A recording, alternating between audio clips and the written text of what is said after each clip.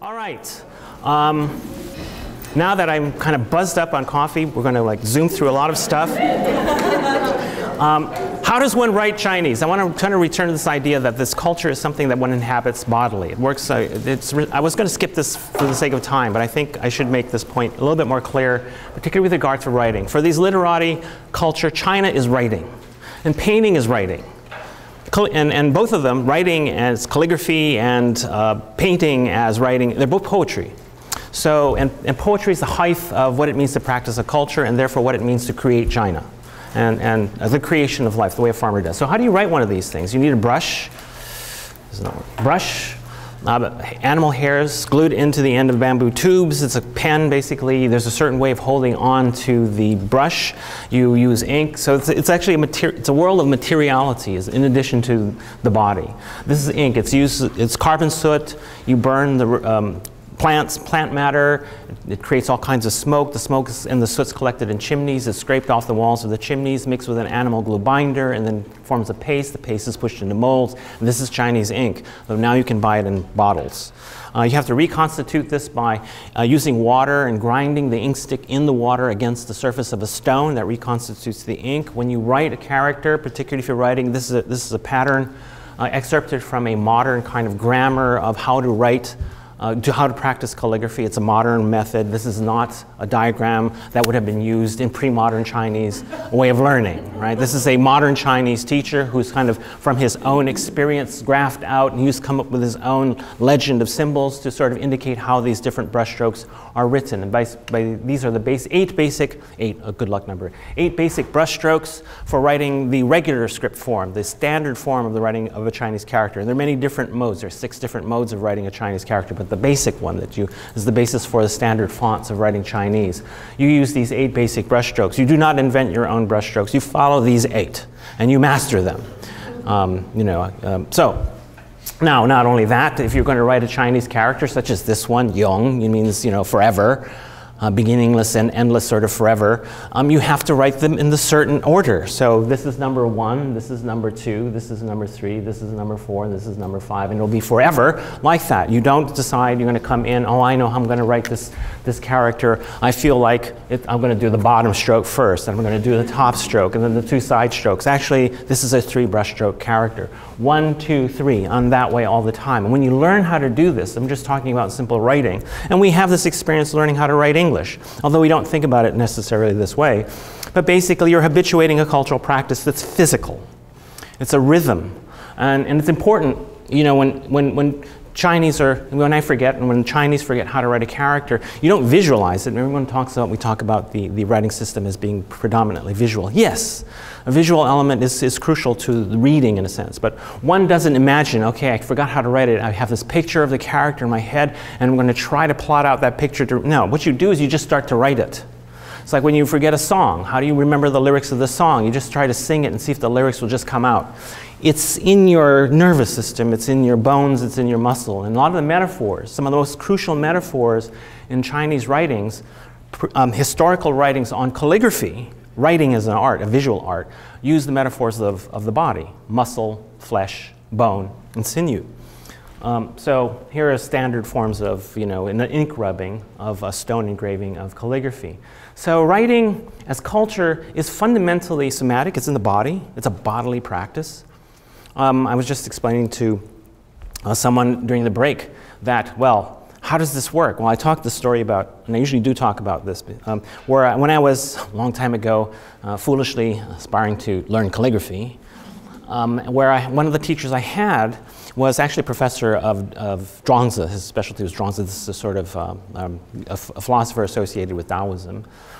And he taught at National Taiwan University, but he also taught calligraphy, and I was studying calligraphy with him with 2 other students. And what he did was he just simply took the brush. First lesson, he takes the brush, puts it into my hand, and forms my fingers around the handle of the brush, holds onto my hand, takes the brush, dips it into the ink, and then holding onto my hand, we do the first horizontal brush stroke, and we do this over and over and over again. And then he goes on to the next student, comes back to me, grabs my hand, and he goes around and around and around and around, and then he looks and he lets you go. And then he keeps adjusting it, and that's how you learn.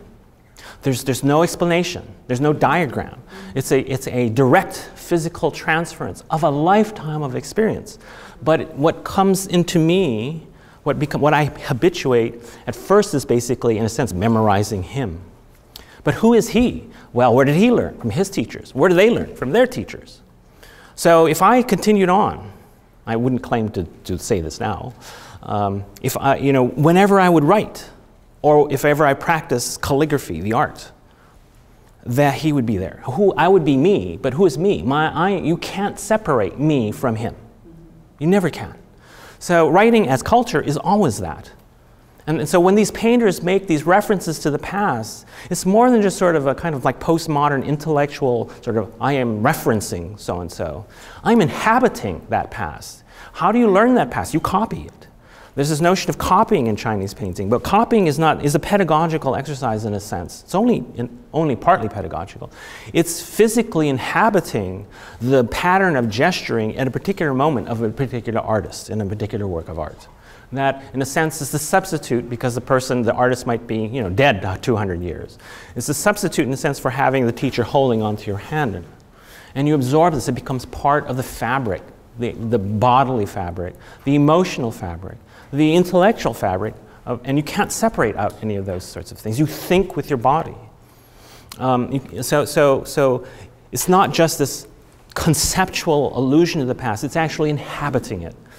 And that's how you learn how to do this. And so there's a lot at stake when we say that you're like a farmer, you're making life. Yeah, there's a lot at stake when you're making China. There's a lot of responsibility, to do it right. And when you do it right, this notion of a community is lived between you and your friends. That's sort of one of the points I was trying to make. But it's also you and your friends participate in a community that goes back. How far do you want to go? That also then goes into the future. What you do now is setting up the situation that results in the emergence of the future to come. So the past and the future live actually in the moment of the present. So this is the response to the Mongol occupation. Our community is fragmented. I mean, you can think about this politically and socially. The community is weak. Culture is weak. Culture is the community. That's why they can occupy China. We're weak. So how do we become strong? Culture is our strength. Culture is China. So we have to strengthen the practice. We have to find out what these ancient sages, or not so ancient sages, in the 10th century, and we'll see in a moment, 8th century, who are the ones of the past that are the charismatic people who had the insight into all of this, whom we need to inhabit. Not do what they did exactly, but actually learn from them so that we can have insight into our current difficult situation. Writing is physical. It's physical in the sense of you're actually doing it, but one of the characteristics of writing in China is that it's actually physical spatially. Stone tablets that have writing engraved on them, such as this is an image of one. It actually happens to be an image. Here's classic Chinese art history sort of issue. The Yishan tablets, an ink rubbing that purports to be an ink rubbing of a copy engraved onto stone that was made in 993. That purports to be a copy of text that was during the first emperor's time, 221 BC or so, the first emperor being the emperor responsible for the standardization of the writing system, and this is what that standard might have looked like. So it's physical. In fact, contemporary artists have understood the physicality of writing. It's that it lives in the space, the fabric of the environment in which we live. It's architecture. It's home. It's their home. It's a palace. It's a temple. It's a ritual center. So this is a photograph from the Forest of Steely's Museum. This collection of nearly 3,000 tablets from the Han Dynasty, the 2nd century BCE on into about the 11th century. Collection of tablets, or actually some of them are later than that, in a sense, becomes a kind of a collection of the cultural patrimony of China. Let's see. Now, I'm going to skip this part to move on to another example of references to the past made by artists under the Mongol occupation. And this is really one of the most important artists in the history of later Chinese painting. Later Chinese painting, that is to say, from the 14th century on to the present. This is Nizan. I guess it should be N-I-Z-A-N, Nizan. A painting, probably the most canonical work identified with this literatus, scholar official artist of the late Yuan dynasty. And then this is painted after the Mongols are actually kicked out in 1368, 1372. He would have been one of these well-educated elites who would have served in government, but he did not serve in government. Instead, it says, quote unquote, retires to practice poetry, calligraphy, and painting. The painting is a landscape painting, landscape meaning mountains and water. So we have mountains, there's the implication of a stream in the middle. It's called the Rongxi Studio. Rongxi Studio, painted in 1372. The inscription is the artist, but it wasn't written in 1372, it's written in 1374. Why? Well, if we go look at the inscription, what does it say? This is Cahill's inscription. I'll have to read it from my text here. On the 4th day of the 3rd month of 1374, old Bixian, a friend of his, old Bixian, whom he had given this painting, it seems Nizan, the artist, gave this painting as a gift to this guy, old Bixian. Bixian, B-I-X-I-A-N, Bixian. Old Bixian brings the painting back to me and brought this picture to me again, asking me to write a false poem on it. Here we now I should modify this, but basically add a poem later on because Bixian is going to do a little regifting. All right, because he's dedicating it to someone else so that he can present it to the physician, Renzhong. Now, Xishan, which is the location, Wuxi, is my own ancestral home. And the Rongxi Studio is where Dr. Renzhong lives peacefully. Someday soon I'll return to my hometown and come to his studio, his study basically, his library, the place where he would write poetry, if he wrote poetry and so on. I'll return to my hometown and come to his studio. We'll hold cups of wine and hang up this picture. May Renzhong live long so that we can carry out this intention of mine. Again, the sociality, this community of intimate friends, and that where the work of art resides is in the realization of that friendship. Nature is a community of friendship. And so several things to point out. One is that this painting very likely was a birthday present. That's my sort of theory about it. May Renzhong live long. Has the implications of longevity, you know, so very likely this is a birthday kind of gift. That old Bixian is going to present to Renzhong. Nizan seems to have known who Renzhong was, maybe, maybe not. The idea that they're going to get together, drink a little happy stuff, and then, you know, get together Now, this painting becomes really fundamental in the history of later Chinese painting because now this is, you know, 1372, 1374. Now we move into the later dynasties. It becomes a model for painting practice among the literati in the Ming Dynasty and then under the Manchu occupation also. By the way, it's a hanging scroll, so vertical format. It's a scroll form. You can roll it up and you hang it vertically. This is actually a Chinese painting in a Japanese context. Here's the detail of the upper part of the painting. It's ink on paper, extremely refined and elegantly done. We're getting to the point where this is way far away from colorful court paintings and decorative paintings altogether. I've seen the original. The original has this marvelous effect that the ink is so dry, so much of it seems to sit on the surface of the fibers of the paper, such that if you feel that if you went up too close and you blew too hard, the whole thing would blow away, except for the darker dots. I actually had that experience. You know. So the lower part of the trees, he's following all sorts of conventions, mountain peaks at the top in the distance with trees down here below. So there are all sorts of recognizable conventions. The aesthetic here favored by the scholar official painters under the Mongols was pingdan. Pingdan, I'm translating here, is blandness, or it can be insipid. It's flavorless, non-assertive shapes, non-assertive sort of brushstroke, nothing that suggests a kind of willfulness. Things and forms seem to sit with a kind of intense inner energy on the surface.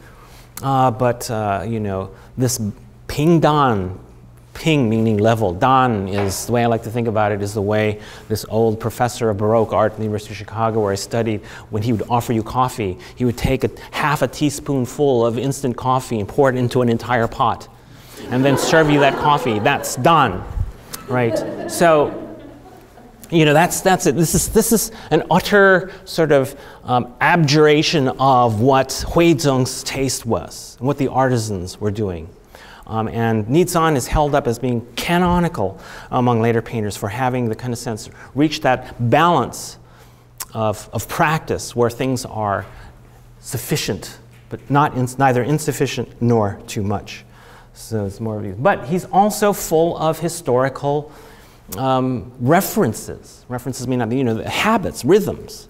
So if we look at, you can kind of barely make it out. I have another example, maybe might be a little bit clearer. The rock forms, the basic contours of the rock forms, the layering of shapes. And we look at a painting like this. This is the detail of a wall painting from a tomb dating to 706. It's not a landscape image, it's actually landscape fragments of a figural image that decorates the tomb of a reburied prince. It was reburied in 706, that's where we get the date from. If we look at these forms, or the forms of this rock, we see a kind of at least vague similarity, although if you're more familiar with the vocabulary of Chinese painting, it's actually a little bit more than vague. It's not that he's looked at this particular example of 8th century work, or actually maybe even, it's not that he's even actually seen 8th century examples of works of art. They may have not even existed, but he's seen works in that tradition that might have actually been identified as 8th century in his time. But that's what he's doing. Nizan is following a different model. The other artists were following a certain kind of model. Nizan follows a different model that takes him past the 10th century, going into the golden age of Chinese poetry, the Tang Dynasty. 8th century Tang Dynasty. So here's a larger view of this 8th century tomb painting. Horseback riders. Here's, remember, this is Nizan's rock, old tree, and bamboo. If we zoom into the rock, and we compare the rock with the same tomb, if we look at the shapes of the rocks, the kind of layering of forms, and you look at parts of this rock, very similar kind of gesturing, very similar kind of rhythms. So Nizan's reference, and this would have been recognized by literati artists, 8th century Tang Dynasty, there is an embodiment, a kind of a reliving and a recasting of the golden age of Chinese poetic traditions. Now, Nizan, as I said, gets really important for later Chinese painting. This should be Shen, S-H-E-N, Shen Zhou, walking with a staff. A huge landscape painting. There's a tiny figure here, if you can make it out in the projection, that's very likely, kind of an identification with the artist Shen Zhou. We don't have a date for it, maybe late 1400s, something like that, later 14th century, walking with a staff. There was a notion of the identification or synonymity between the figure, the tiny figure here, and the landscape. I mean, as small as that figure is, if you see this painting maybe in a better sort of reproduction here than what you're seeing here, it is amazing how, and this is not unique to Shen Zhou, how a tiny figure can actually dominate the image and be the real sort of pivot around which the world of these mountains grows.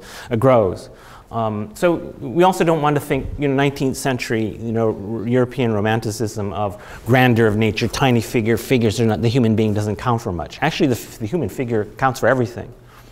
In this sort of literati, poetic understanding and practice of nature. So, well, compare the two. Everyone would have seen Shen Zhou's painting in Shen Zhou's time and seen, even though he doesn't say it anywhere in his title or inscription, aha, this is Shen Zhou doing Nizan. Maybe 1480s, 1372, a century later. So Shen Zhou doing Nizan. Let's push into the decades after the Manchu occupation of China in 1644. This is a painting from that early 18th century.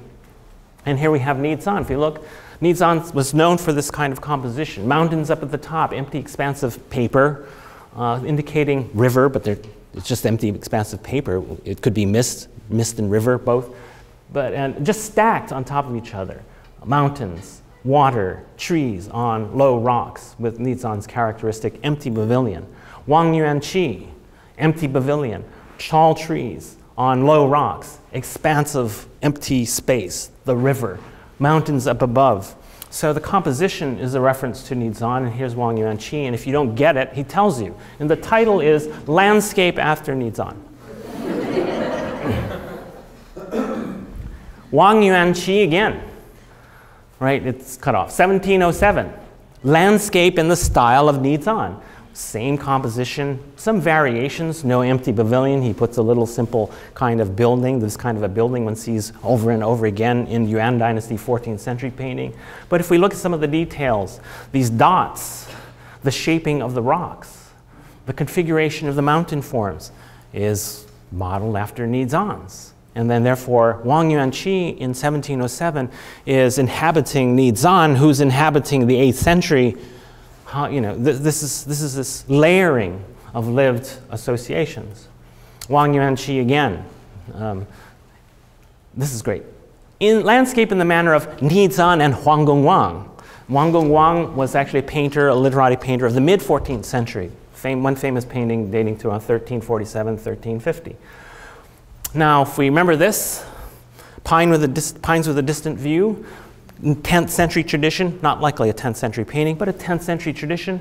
Well, if we look at that, Nizan's composition is actually a variation of this. You push these mountains up there, shrink the tree, put it down here. This is what Nizan is actually making use of another trope that's not just 8th century references, but 10th century references as well.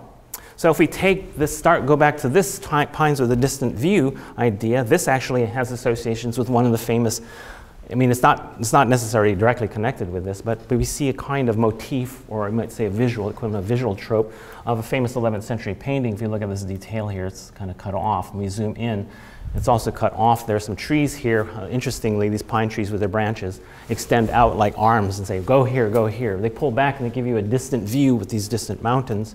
And so that's kind of what's going on here. We can go back further. We could find similar sorts of examples in 8th century, Tang Dynasty. This is actually part of a decoration painted on a musical instrument, something like an equivalent of a Chinese lute. Trees on a cliff, they pull back. These cliffs, overhanging cliffs, pull back and give us a distant view. So going back to the Yuan Dynasty, Luo Zhichuan, 14th century, crows in old trees. This is in the Metropolitan Museum. If you happen to go there, tall trees, distant view, similar to that. But it's also like Nizan's composition. We got the tall trees on the low rocks, expanse of water, and then distant mountains up above. Or this, twin pines are sometimes called twin junipers. Mid-14th century by literati artist Wu Zhen. And we can see the similarities there in Wu Zhen's painting. I don't have a great picture of Wu Zhen's painting. It's ink, no color on silk. Even a 1990s artist in China actually borrows Wu Zhen's painting. And then here's another example, Shang Mao, 14th century, trees pulling back, giving you a distant view. There's back side to side. Or Zhao Mengfu, Autumn Colors in the Chaoanhua Mountains, painted for his friend Zhou Mi. Well, his is another painting. It's a fan format painting. It's called River Village, Fisherman's Choice in the Cleveland Museum of Art. If we do a little bit of a comparison here, a 10-inch diameter fan, and then we have this large-scale landscape painting alluding to 10th centuries. The trees here pull off to the side, giving you a distant view. The trees here off to the left side, giving us a distant view. Or Xia Gui, I showed you his this beautiful poetic image of landscape on Life on the River. A similar kind of thing, trees growing out at an angle on this angle bluff, and they kind of are, these are in the center, but still we have this leading to a distant view. Over and over and over again, these various kinds of variations on practices and habits inherited from from past generations. Wen Zhengming, dated 1549. Well, we have, it's called Old Trees and Cold Waterfall. Old Trees and Cold Waterfall. It's, well, if we look at this pines with a distant view, here, instead of having this distant view, we get this really narrow vertical composition and no distant view. Instead, he borrows another trope from earlier landscape paintings, the waterfall in the distance from falling from high up in a mountainous gorge, a cliff, and there, he puts that there instead. And here's some details of a rather brilliant performance of painting by a Ming literati painter of the 16th century. I'm sorry the projection doesn't work out so well because it is an amazing tour de force of skill, and even though they abjured demonstrations of skill, it's clear that you can't paint what these literati painters do without mastery. I mean, they say, oh, we're not about skill, but you don't have any skill. They also say this too, if you don't have any skill, you have nothing to say. I mean, it's not, the thing is, we have a tendency to separate the skill as technique. Technique is actually to get you, it's just something, the medium by which you then can accomplish your communication. And I think that's not necessarily the most helpful way to think about how learning how to paint in pre-modern Chinese traditions. To separate the technique from the medium. The technique is mastery of technique is the mastery of communication. And so if you're going to start to learn how to do it right, How you learn how to do these things and whom you learn it from are really essential. And then zooming in on some of this. All right, so finally I'm getting to the late Ming Dynasty. Dongji Chang, one of the most important painters and, shall we say, painting theorists of the late Ming Dynasty. See, he dies in 1636. The Ming Dynasty ends in 1644 when the Manchus come in and sweep down from the northeast. So it's the very end of the Ming Dynasty.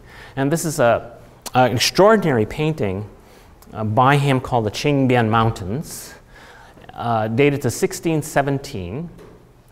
It's quite large, 224.5 centimeters.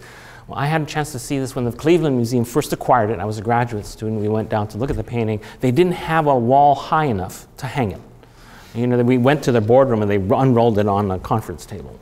So some details from it. And you can see it's quite a densely packed fabric of clusters of little rocks. There actually is a term for these little rocks. They're called alum crystal rocks.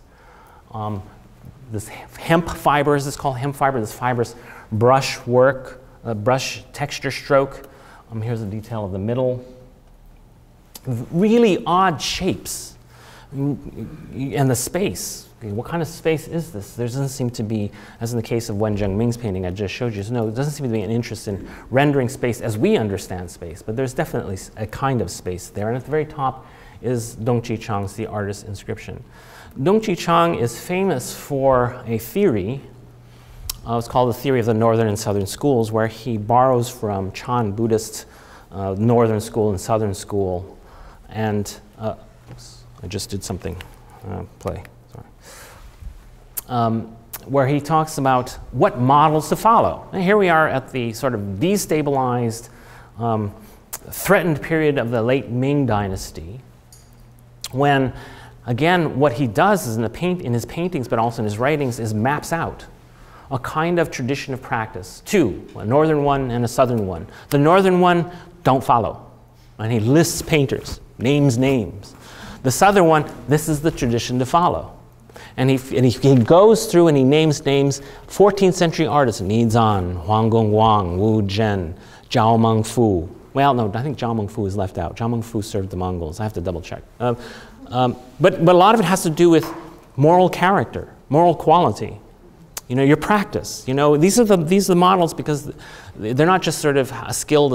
It's not just about skill in painting or the quality of the work. The quality of work is inseparable from the quality of one's person. And the quality of one's person isn't simply the quality of one's person as an individual. The quality of the person is the quality of personhood within a community. Although Dongji Chang actually had his house burnt down because local folks didn't like his manner of official adjudication. Anyway, so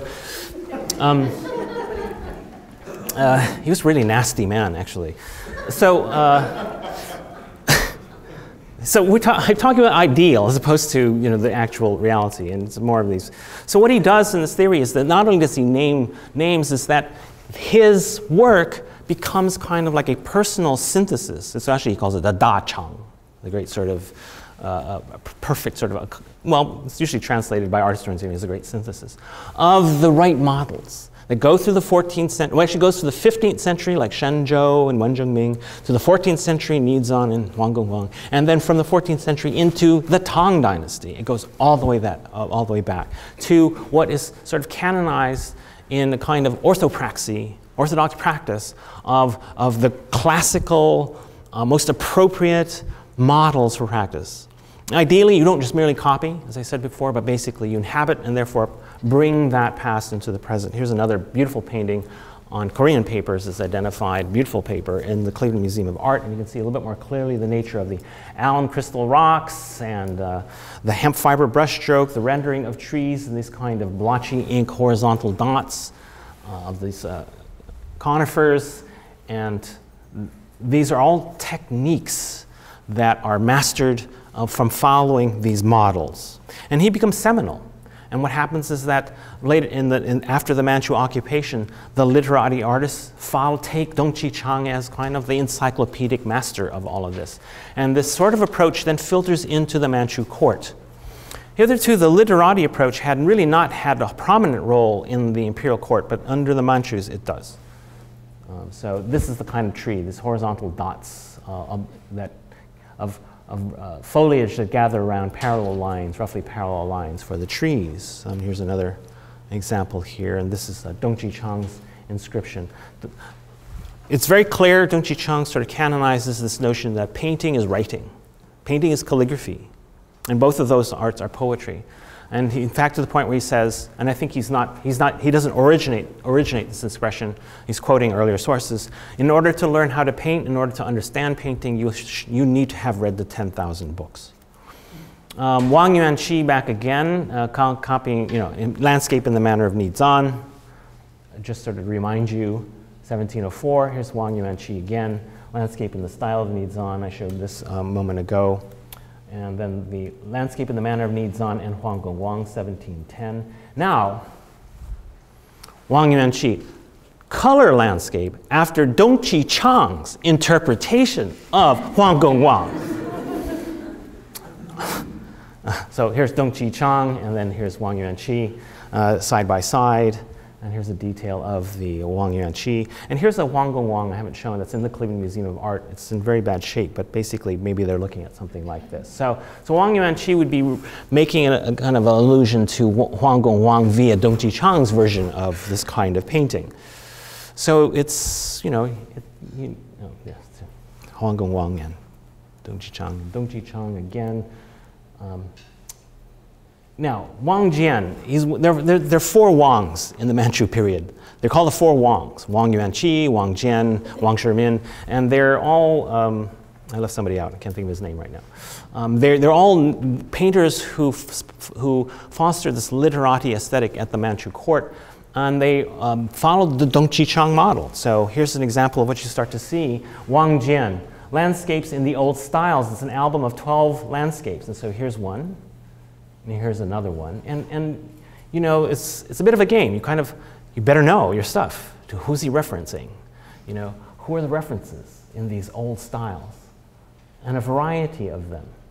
So he's not naming them in this particular set of small album paintings. Another one of the four Wangs, Wang Shimin, landscape in the style of Huang Gongwang, and here's a detail of it.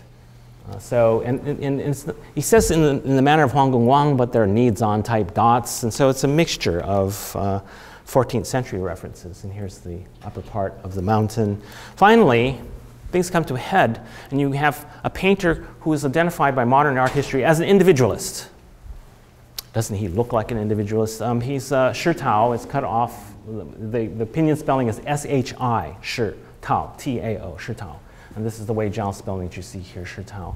Or when he was born, he was Zhu Ruoji. Zhu is the family name of the Ming Dynasty imperial household, so he's actually a distant descendant of the Ming Dynasty, living past the conquest of the Ming by the Manchus. And so he had sort of imperial connections. Indeed, his father was killed because his father, actually in a period of turmoil,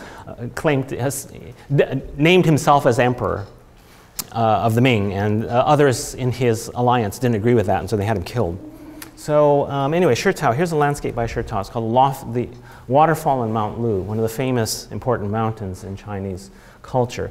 Circa 1664, 1665 here, and it's a tall vertical painting and inking some color on paper. We have a figure down here below, two figures down here below, in what comes across as what happened?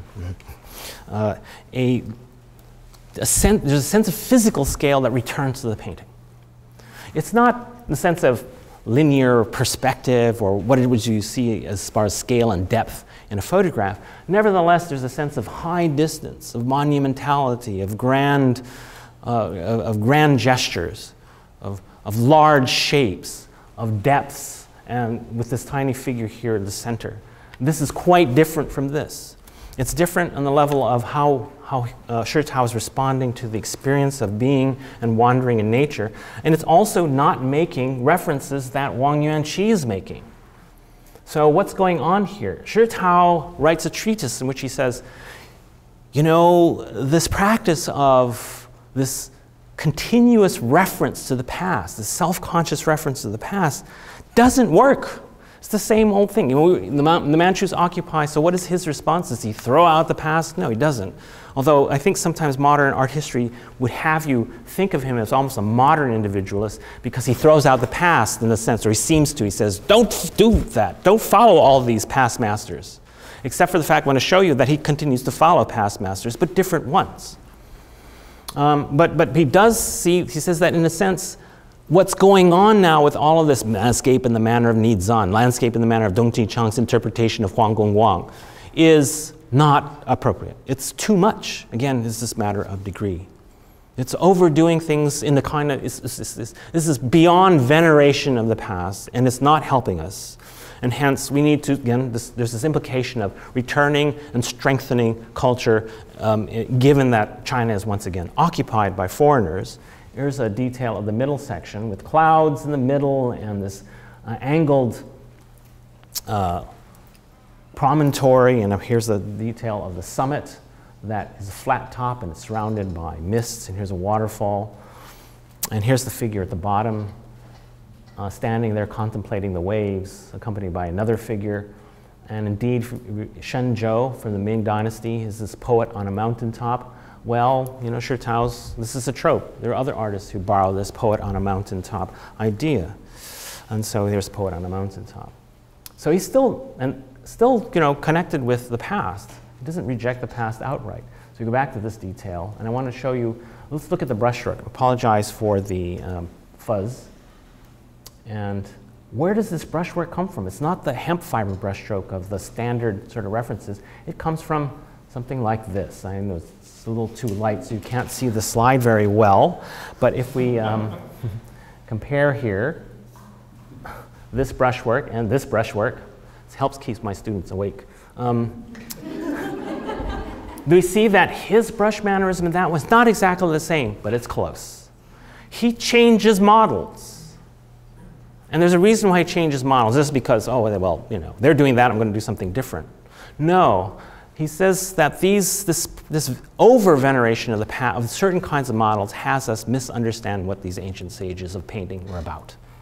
And what are they about? The brushstroke is about, again, farming. It's about living. What living is our creative responsiveness together with nature. We respond to each other. Nature is this living thing. We kill it if we over-venerate the past of a certain sort. So we have to return to what the meaning is in painting and calligraphy of what the brushstroke is. And if we go to these models, Fan Quan, we will see that exactly happening. You know, the grandeur of nature comes back because that's the life of nature. And we have to, our human culture is participating together with nature in the making of that life. And we have to get back to that. So he returns to these models for that very reason. Fan Quan, here's the detail at the top. And so Shi Tao, if we compare Shi Tao with Fan Quan, he's doing something. How does he get this monumental grandeur? It's not simply from, you know, kind of, as I was saying, this photographic view of an actual setting, such as, you know, Ansel Adams' photographs of Yosemite. It has to do with judging on an intuitive level through the execution of the painting rhythmic relationships among the forms, which is what Fan Quan does here. How does this mountain, it's an 80-inch high painting on silk, only in ink, how does Fan Quan in around about 1000 in the Common Era create the effect of gargantuan mountain? He does so, again, by judging the relationship of the top part to the bottom part, 1/3, 2/3, horizontal forms, generally speaking. There's a kind of a sense of compression here, and then we have this mist here. When we get to the mist, suddenly all the forms rocket up vertical forms. This is not from sort of visual realization of modeled forms that displace a space, but rather rhythmic and kinetic relational terms is what's going on. And that's what Shi Tao learns. I'm going back here. It's the kinetic play among the forms that then enable him to create a sense of grandeur and a sense of a profoundly moving physical space. Another example by Shi Tao, in some very strange forms too, in some of his. So nature acquires strange configurations. We already see this earlier, but Shi Tao plays up on this, and you have a notion in the late Ming Dynasty painting of the strange, of the qi.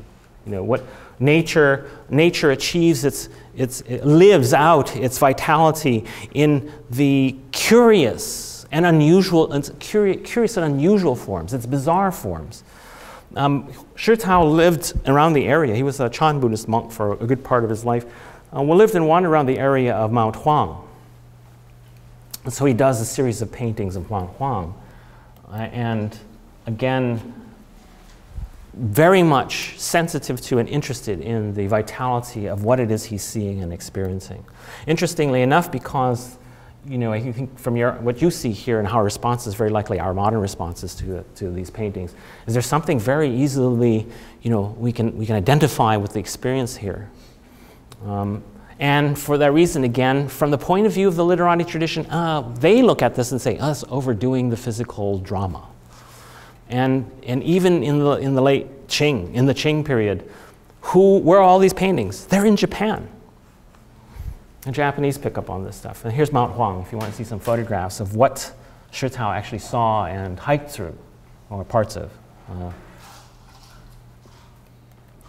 Here's another view of Mount Huang. Mount Huang, these famous mountains in China, don't think of Matterhorn, don't think of Mount Fuji, don't think of singular peaks. You have to think of families and communities of different peaks, ridges, cliffs, valleys, and so on. One last painting by him, part of a series of paintings, is a gift for someone named Elder Yu. There's a figure here, man in a house in this strange place in the mountains. There's a detail of it. So another model he's looking at, Guoxi's Early Spring 1072. If we look at the brushwork, if we look at the composition, saying, this is an ancient sort of form, taiji, or yin-yang diagram, for example. But also the brushwork. If we zoom in on a detail of Guoxi's Early Spring in the lower part of the painting, if we look at that brushwork and look at some of those textures and compare them with Shi Tao, there's a vague sort of similarity. Oh, sorry, wrong direction. A vague sort of, here, this kind of thing, or this blotchy textures, we can kind of see there's a vague similarity. That's where the connection lies. Whereas if he was following Dongji Chang's orthopraxy, Huang Gongwang, mid-14th century, literati, hemp fiber brushstroke, alum rock clusters, none of that. Here's another view of Huang Gongwang's painting. The oddness of this too would be different references as well. So Shi Tao as an individualist is not rejecting history, but actually he's doing the same thing, but looking for different models and finding inspiration in these different models for, again, what is the appropriate practice? And this is the name of what he refers to, Yihua, the holistic brushstroke, as one translator understands it. And this is the number 1, and this is painting or brushstroke. The one brushstroke, what is, and he goes back to sources and he starts out with talking about the origins of writing and painting, back to this one brushstroke. The one brushstroke is the realization of a mutual response between the human world of the practice of culture and the world of nature in its own sort of its modes of practice. And one, I was going to show you this, but there's not enough time. I do want to get to something else before I conclude. So another one of these eccentrics, so-called eccentrics, who, oops, that's not what I want to do. But following different models, this artist follows the more standard models, but he treats them differently. So anyway, let's go to the 20th century. Wu Changshuo, actually considered one of the great painters of early 20th century China, late 19th century into the early 20th century, following the modes of traditional Chinese ink painting. He was trained as in the classic education of a scholar. He ends up in Shanghai. And you say, well, Chinese ink painting, in fact, calligraphic brush strokes and ink and color on paper. And say, yeah, this in a sense is seminal in the formulation of what becomes 20th century and 21st century traditional Chinese ink painting. But what becomes part of this is he's in the period of modernity and modernization, he's seen as holding on to the past and modifying the past. And so now this is seen as traditional, whereas before there was no need to have this word traditional, it was just painting, but now it's traditional painting. But it's not completely traditional. It has its own improvisations in it, but it's also borrowing from the West. The blotchy coloration of the flower petals of the wisteria and also the leaves, I don't know if you can make it out, is borrowed from Western watercolor techniques, which he's seeing in Shanghai in the late 19th and early 20th century. Here's another painting by him. The color that's used here traditional Chinese painting, is called Yanghong in Chinese. Yang is the Pacific Ocean, but Yang is then a term to refer to the West. It's called, Hong is the color red, so it's called Yanghong, Western red. And these new pigments come in along with new techniques. And sometimes they come in via the Japanese who bring them in, or bringing these things in. So this sold really well in Shanghai. You know, the brilliant saturated kind of red pigment that these artists in China, like Wu Changshuo, saw in this color. So they give up the traditional Chinese pigment and they start using Western red. Qi Bai Shi was still eminently collectible, particularly among Chinese collectors. One of my uncles, my mom, the Chinese Hawaiian side of the family, mom, you know, he called me up and says, "Oh, I think I've got a Qi Bai Shi, a real one," which would have been a great prize. He sends me a photograph. "Sorry, uncle, you have one of the many dozens and hundreds of fakes that are out there." Qi Bai Shi is not trained in the classical tradition. He's kind of from the countryside, sort of. He was apprenticed to a woodworker. He was a carpenter. He later on studies painting. And then he's one of the great contributors in the first half of the 20th century to what emerges as what we call traditional Chinese painting, along with Wu Changshuo. But there are techniques that are, one of the things he contributes, though, is a folk sensibility. He grew up in the, you know, he wandered through villages. He lived sort of town and village rural life, and also his upbringing. He didn't have this classical education. He wasn't from a family of that kind of background. So one of the things that's modern contribution on Qi Bai Shi's part to this long heritage of Chinese ink painting is this folk-like sensibility, the kind of art you would see in local woodcuts that would be made to produce images of door guardians that you paste onto your door before the New Year's festival, or other kinds of illustrative art. So folk art, which was not at all of interest to the literati earlier, at least insofar as incorporating it into their painting habits and their painting practices. The kind of thing that's really famous for, you know, ink paintings of fish, and here's shrimp and plants. Not so much landscape. He really didn't do a whole lot of landscapes, but you can kind of see this bit folk, childlike sensibility here. Other artists in the 20th century, Gao Jianfu and his brother, Gao Jianfu, his brother. You know, we don't want to throw out the past altogether, but it needs serious reform. It needs modernization. It has to address a kind of modern population in China as China modernizes. So there's this notion of the inseparable connection between cultural practices, aesthetic practices, art, and social transformation and politics. And that is a natural coming out of the history of Chinese painting. So he and his brother go to Japan to learn modern techniques and modernism. And indeed, if one starts to look at paintings, like he actually gets to travel to Burma, and some of the techniques of shading that you see here become a sort of mixture of Chinese brush techniques and compositional devices and Western ones. But he's not learning them directly from the West. He's learning them from the Japanese, who are undertaking to do the same kind of thing with their own traditions. This is an example. It's called Nihongo.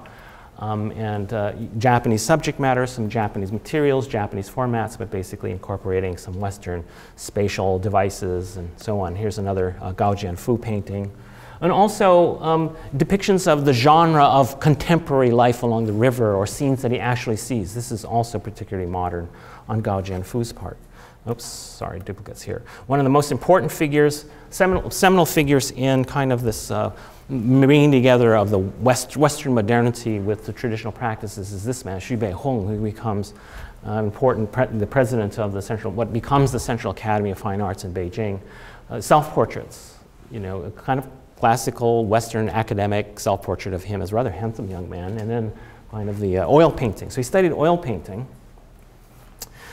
Portraits of sketch of Hanuske Gandhi, and then Rabindranath Tagore. And here, this is the perfect juxtaposition. He's famous, I'm sure you've seen this kind of thing, right? By many different Chinese artists and students of Chinese painting. Xu Beihong is identified with this particular approach to the horse. He also does this kind of thing. One of the things about these horses, though, they're not really, when one starts to pick them apart, they're really terrible paintings, and he mass-produced them. A divorced wife, an angry divorced wife, spilled the beans, and she said what he would do is he'd go into studios, lay out various pieces of paper, he'd go around, do heads, and then he'd do necks, and then he'd do torsos, and then he would add the legs, and you can kind of see that, you know, how many, you know, this sort of thing, you know, the butt kind of, what is that, you know, and this little hoof that's hanging there, how many front legs, is, you know, that sort of thing, kind of. So when you start to see that, he wanted to bring these traditions together. He was interested in history painting. No history painting, or the genre of history painting in China. You know, looking back to the Roman themes and Greek themes, historical themes, and painting them in this sort of fashion. But he learns this. He says other forms of modern art in China are not appropriate to China, but realism is. Realism is modern from a Chinese context in the 20th century. History painting is, and so these are studies for a Chinese history painting of the story, the foolish old man who removed the mountain, about this sort of pre-imperial story of this old man who, you know, this mountain is in the way. So he gets his sons out there and they start whacking away at the mountain, moving buckets of dirt and rock away, and local villagers said, you're foolish. You're not going to move the mountain. Why don't you just move? And he says, no, it may take us many generations, but we will move that mountain. And some gods took pity on him and they moved the mountain. Mao Zedong loved this story, by the way. But anyway, so this is Chinese, subject to Chinese history painting, although it's rather pan-Asian. If you notice, there's South Asians there, there are Chinese there, and so on. But it's the technique, though, is not really wholly Western. Chinese brush mannerisms for contours of the figure. There are no shadows. So it's a kind of hybrid work. Even during the Maoist era, when the dominant mode of image making and proselytizing and dissemination of political ideology was basically a Chinese version of Russian versions of German socialist realism, there's still elements, by the way, I won't have time to do this, but there's still elements that come from Chinese hand-scroll traditions, not consciously, but that exist in this kind of painting in the 1950s. But there are moments when the Chinese training traditions are able to also contribute to the revolution, such as this. This painting got the artist Shi Lu, S-H-I, Shi Lu, L-U. It's called Fighting in the Northern regions. It has to do with the Civil War, if I remember correctly, 1959. And there's Mao Zedong on this promontory. Red here in Chinese landscape, Chinese kind of landscape brush techniques, although there's a sense of atmospheric distance that's borrowed from the West. But the brush mannerisms here are sort of modernized versions of Chinese brush techniques. But the red here never like this appears in pre-modern Chinese landscape painting. This is a contribution of communism. Red, but also it was kind of a happy coincidence that the color of the International Revolution, red, happened to be a traditional color of good fortune and happiness in China. But this, by the way, Shi Lu got in trouble for this because some of the critics said, well, it looks like you're encouraging somebody to push Mao off the cliff. And another criticism was, wait a minute, Mao's not working. The peasants are working, but Mao's not working. Not good. In fact, so Shi Lu was thrown into prison for a while. But basically recognize the trope, Shenzhou's Ming Dynasty poet on a mountaintop. It's not that there's a direct connection necessarily, but it's a kind of a trope that's out there. Or using the landscape now it's politicized. This is China. China with the red sun of the Communist Party and Mao Zedong rising over the horizon, over the cycle of the 4 seasons. So I think I had better stop with this one. I do have a little bit more. Should I take questions? Because it's, and we started a little late, so that's my excuse. Yeah, and we're supposed to be closing down, but I hate to turn off the questions either. So, what do you guys want to do? You want to stay another minute or two? Or you want to? Yeah. How about if we just stay for another 5 minutes? Okay. If you have any questions, I'd be happy to address any questions that you might have. Yes.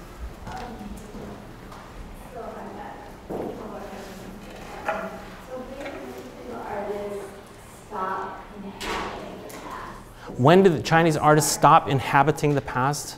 Yeah, you talked about that, and I think I think kind of was a Western modernist and so I would always explain this as top, but you said no, it's inhabiting. And so, but now it seems like they're just referencing and not inhabiting in the 20th century.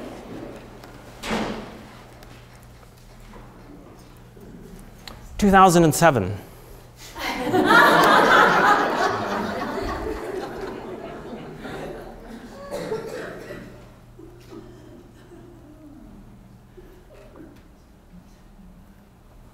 He loves food. He loves food, Li Jin.